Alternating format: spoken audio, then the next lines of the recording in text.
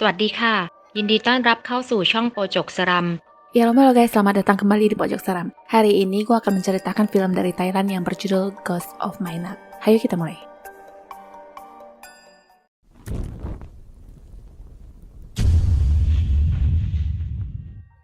Seorang pria bernama Mark merasa ada yang mengetuk pintu di tengah malam buta, tapi setelah pintu dibuka ternyata tidak ada siapapun.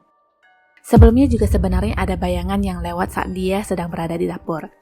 Mark lalu menutup pintu kembali dan sekarang pintu bukan lagi diketuk pelan, tapi digedor. Ada pula suara kerasak kerusuk dan tiba-tiba sebuah tangan menembus pintu. Dari arah belakang ada lagi hantu perempuan yang menampakkan wujudnya yang ternyata hanyalah mimpi. Besoknya Mark bertemu dengan tunangannya yang bernama Nak dan menceritakan mimpinya yang menyeramkan. Hantu yang katanya mempunyai senyuman berwarna hitam, gak punya gigi maupun gusi yang sangat menakutkan. Seseram apapun mimpi tetaplah hanya mimpi belaka, dan hari itu rencananya mereka akan melihat-lihat rumah baru karena sebentar lagi mereka akan menikah. Singkat cerita, pergilah mereka bertemu dengan agen properti yang kantornya sendiri terkesan kental dengan hal-hal mistis, di mana banyak jimat-jimat yang tertempel di mana-mana sampai ke plafon-plafon. Segera kunci ditemukan, mereka pun pergi melihat rumah impian. Rumah tua yang diperkirakan berusia lebih dari 100 tahun dan sudah kosong dari beberapa tahun yang lalu. Walaupun begitu, Nak mengatakan rumah itu sangat cantik dan langsung memutuskan untuk membeli rumah tersebut. Mak juga menyukainya, tapi di saat dia sedang berdiri di dalam rumah, sekilas seperti terdengar suara nafas orang. Awalnya dia tidak begitu menghiraukan, tapi tiba-tiba ada yang memanggilnya. Dia menoleh dan yang terlihat sekarang adalah hantu perempuan yang ada di mimpinya dulu. Mak masih tercengang dan Nak kemudian datang yang mengajaknya pergi. Dari jauh sepertinya ada berandal yang ingin merencanakan hal jahat.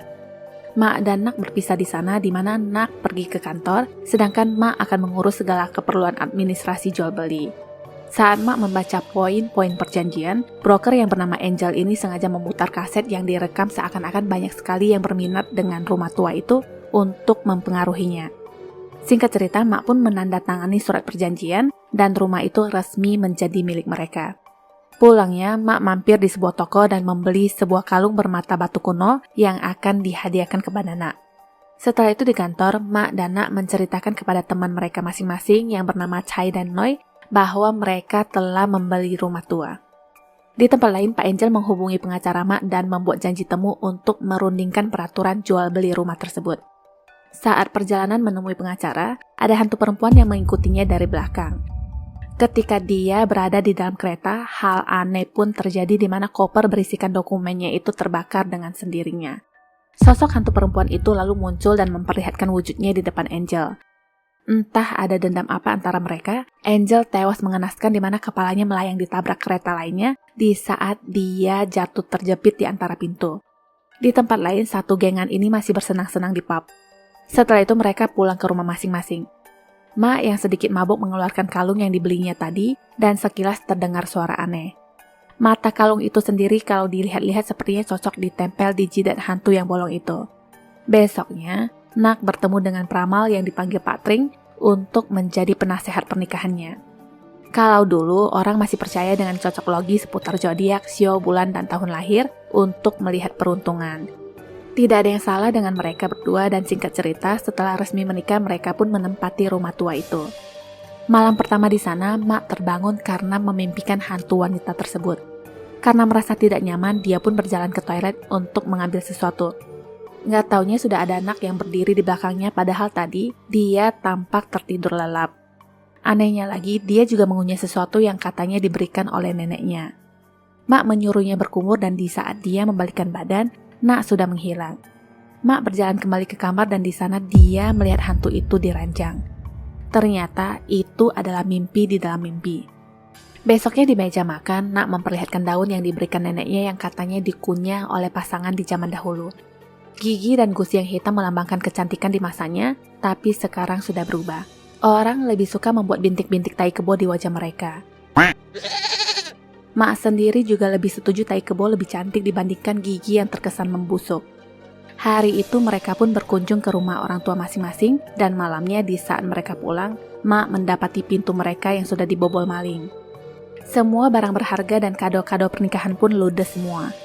Besoknya, kebetulan Mak memergoki para maling yang sedang asik membuka kado-kado pernikahan yang dicuri dari rumahnya. Mak mengejar mereka dan dia pun tertabrak mobil sampai tak sadarkan diri. Mendapati kabar yang tidak menyenangkan, Nak segera ke rumah sakit melihat kondisi suaminya yang masih koma.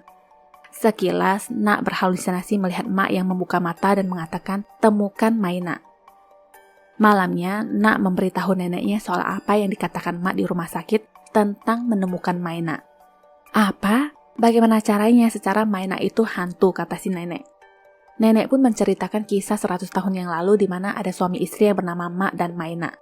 Mereka hidup bahagia dan suatu hari, Mak ditugaskan untuk berperang di saat Maina sedang hamil. Dari perang itu, Mak mengalami luka parah tapi masih bisa diselamatkan dan dirawat oleh para biksu. Dalam waktu yang bersamaan, Maina pun melahirkan seorang anak. Setelah luka Mak sembuh total, dia kembali ke rumah dan bersatu kembali dengan keluarga kecilnya. Tapi lama-lama Mak menyadari keadaan sekelilingnya sudah berubah di mana tetangganya sudah pindah dan orang-orang tidak lagi mau berhenti di rumahnya.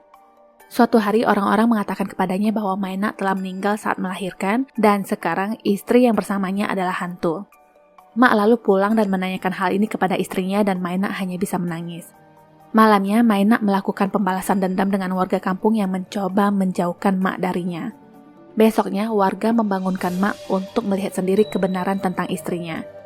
Mereka membawanya untuk melihat jasad Mak juga anak mereka yang sudah dikubur.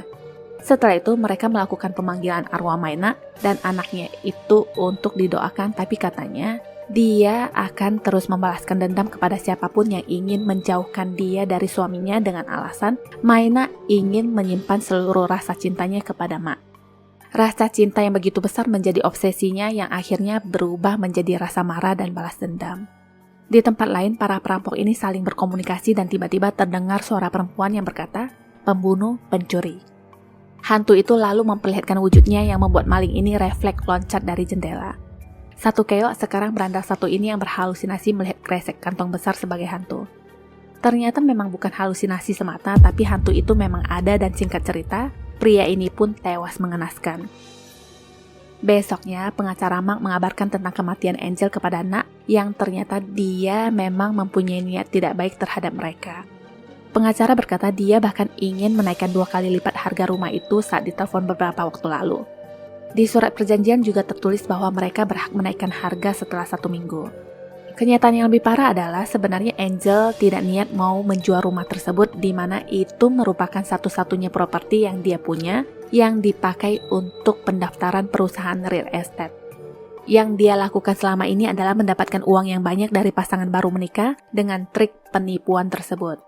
Hal unik lainnya adalah rumah itu berumur paling tua di kawasan tersebut, juga memiliki sejarah di mana rumah itu ditinggali oleh Maina si hantu legendaris. Setelah bertemu dengan pengacara, Nak pergi berjalan ke pasar dan melihat baju yang dijual adalah kepunyaan suaminya yang dicuri dulu. Sedikit pertengkaran di sana dan Nak mendapatkan kalung yang dibeli Mak dulu di kantong baju dan segera kabur. Pria yang mengejarnya mendadak melihat penampakan hantu perempuan. Saat itu juga dia kaget sampai menabrak kuali air panas yang langsung tumpah ke badannya. Tak sampai di sana, dia lalu tertabrak tuk-tuk dan badannya terlempar dalam kobaran api. Nak sendiri kembali ke rumah sakit dan menempatkan kalung itu di genggaman tangan Mak. Seketika ingatan saat mereka pacaran dulu muncul yang entah menandakan apa.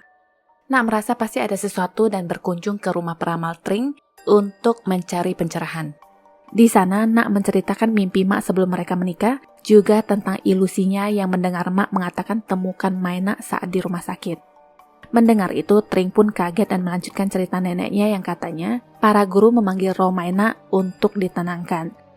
Satu di antara guru melepaskan sebagian tulang di jidat Maina yang berisikan rohnya. Seiring berjalannya waktu, kuburan Maina terkaburkan dengan rerumputan, terlupakan bahkan tidak ditandai dan hilang begitu saja. Tulang itu sendiri dipakai oleh guru besar sampai dia meninggal. Orang-orang meyakini bahwa tulang yang dijadikan bros itu hilang dan masih berada di luaran sana. Nak lalu mengeluarkan bros tersebut yang malah membuat Tring takut. Saking takutnya dia sampai pingsan dan lalu ditangani oleh asistennya. Setelah Tring baikan, asisten yang licik ini mengatakan akan mengantarkan barang tersebut ke seorang guru besar karena barang itu sangat berbahaya. Sebenarnya yang ingin dia lakukan adalah mendapatkan uang dengan menjual barang tersebut dan menghubungi sang pembeli. Nak sendiri mengikutinya tapi kehilangan jejak. Di pertengahan jalan, pria ini melihat sosok hantu Maynak dan kesialan pun tak terelakkan lagi. Dia tewas terbelah karena kaca yang jatuh tepat di atas kepalanya. Nak yang mendengarkan teriakan orang-orang segera datang dan mengambil kembali tulang tersebut. Di dalam bus, setiap Nak menggenggam tulang itu, dia teringat akan masa lalunya bersama Mak. Karena itu, Nak pun berinisiatif mengunjungi tempat di mana mereka sering bertemu dulu. Seorang kakek datang dan memberitahunya bahwa tempat taman kanak-kanak itu sudah ditutup sejak banyaknya anak-anak berkata melihat hantu. Setelah kakek pergi, Nak seperti berhalusinasi melihat jasad Maynak yang terbaring di suatu titik. Setelah itu, Nak menjelaskan apa yang terjadi kepada temannya Noi dan Chai tentang apa yang terjadi, juga tentang mayat Maynak yang dicurigai terkubur di taman kanak-kanak yang terbengkalai tersebut. Yang Nak ingin lakukan sekarang adalah mengembalikan apa yang menjadi kepunyaan Maynak. Segera mereka pun melakukan penggalian, sedangkan di rumah sakit, biksu didatangkan untuk mendoakan Mak. Monitor di rumah sakit menunjukkan perubahan selagi mereka menggali.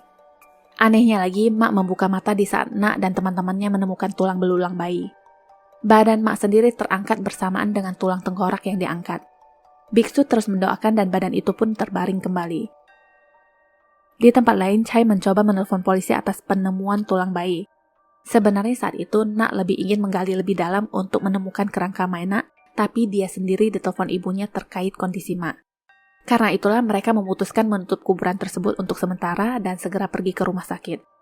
Dokter mengatakan akan mengambil tindakan malam ini juga karena dicurigai ada kerusakan di bagian otak Mak. Di ruang operasi, monitor memperlihatkan grafik yang berantakan dan tiba-tiba Mak membuka mulutnya juga terbangun. Dia mengeluarkan hawa naga dan lalu kejang-kejang. Kondisinya menjadi kritis dan saat dokter ingin menyetrum jantungnya, yang terlihat di meja operasi sekarang adalah hantu Maynak. Seketika film ini pun terkontaminasi dengan film Matrix di mana para suster dan dokter yang melayang di udara.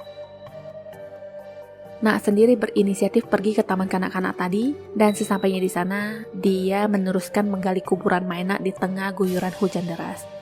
Di rumah sakit, para tim penyelamat ini akhirnya terhempas ke lantai. Baru saja Nak ingin menempelkan kembali tulang jidat di Maynak, polisi datang bersama kedua temannya yang mengabarkan Mak telah dibawa pergi karena dokter sudah angkat tangan. Mendengar itu, Nak pun pingsan dan besoknya dia hanya bisa mengenang Mak dengan melihat foto-foto pernikahan mereka dulu. Mak sebenarnya belum meninggal, dia hanya dibawa ke biara agar semua kekuatan Maynak yang masih tertempel itu bisa dilepaskan oleh para biksu. Nenek lalu mengajak Nak bertemu dengan temannya yang dipanggil Grim. Bu Grim ini bermasalah dengan penglihatannya, tapi dia terkenal dengan kemahiran spiritualnya. Sewaktu dia memegang tulang Maynak, dia tahu apa yang sudah terjadi. Bu Grim berkata barang itu kepunyaan seorang wanita yang rohnya belum beristirahat dengan tenang, dan roh tersebut sedang bersama mereka sekarang. Dia lalu menanyakan apakah Maynak bersedia melakukan komunikasi dengannya sekarang. Semua coretan di papan itu adalah jawaban dari hantu Maynak. Intinya Maynak ingin Nak membantunya. Bu Grim pun menyebutkan kata lepaskan aku disertai tulisan sampai dia pingsan dan hantu Maynak menampakkan diri di belakang Nak. Menurut Bu Grim, hantu Maynak itu dibangunkan kembali dari cinta sejati yang dimiliki Mak dan Nak. Rasa inilah yang pernah dimiliki Maynak dan dia juga sangat merindukannya. Intinya, barangnya harus dikembalikan dan Bu Grim mengingatkan Mak sedang dalam bahaya. Setelah itu, Mak pun menemui Chai untuk meminta tolong agar dia bisa masuk ke kamar mayat yang ada di kantor polisi karena mayat Maynak sudah diangkut di sana. Sayangnya, Chai tidak mau menolong karena menganggap ini hal yang konyol. Nak tidak menyerah dan menunggu Chai di dalam mobilnya. Chai masih ngoceh sampai dia terhenti melihat penampakan hantu Maynak. Karena itu jugalah akhirnya dia setuju mengantarkan Nak ke kamar mayat kepolisian yang memang pekerjaan Chai ini memungkinkan dia untuk mengakses masuk ke sana. Aksi dilancarkan sedangkan di kuil, para biksu juga akan melakukan ritual untuk Mak. Kembali ke Chai. Dia digantikan oleh petugas lain untuk mendorong bunker yang berisikan Nak di dalam dan Chai pun tidak tahu harus menggunakan alasan apa lagi. Dengan terpaksa, dia kembali menunggu di mobil dan membiarkan Nak melanjutkan misinya seorang diri. Singkat cerita, Nak akhirnya menemukan juga tengkorak Maynak dan memasangkan kembali tulang di jidatnya. Seketika kerangka itu berubah menjadi utuh kembali dan keajaiban terjadi kepada Mak yang tiba-tiba tersadar. Setelah Mak pulih, mereka pun mendoakan Maynak di kuil dan kerangka beserta peti matinya akan dikremasi nanti malam. Dikiranya semuanya sudah berakhir, nggak taunya si Maena muncul lagi di depan Mak dengan mengajaknya untuk terus bersama. Mak terus berkata, "Moh, kembalikan istriku, di mana istriku?" Ternyata Nak asli sedang berada di peti mati, jadi posisinya seakan tertukar sekarang. Nak berteriak tapi tidak ada yang mendengar, sedangkan Mak segera menuju ke kuil. Peti sudah akan dimasukkan ke krematorium dan api pun sudah dinyalakan. Mak datang tepat waktu dan ternyata peti yang berisikan Nak itu masih ada di sana. Jadi yang tadi itu peti lain ceritanya. Nak pun terselamatkan dan ternyata itu hanyalah mimpi dari sepasang pengantin baru ini. Tamat. Menunggu adalah tanda cinta sejati dan kesabaran. Semua orang bisa mengatakan aku mencintaimu, tapi tidak semua orang bisa menunggu dan membuktikan kebenarannya.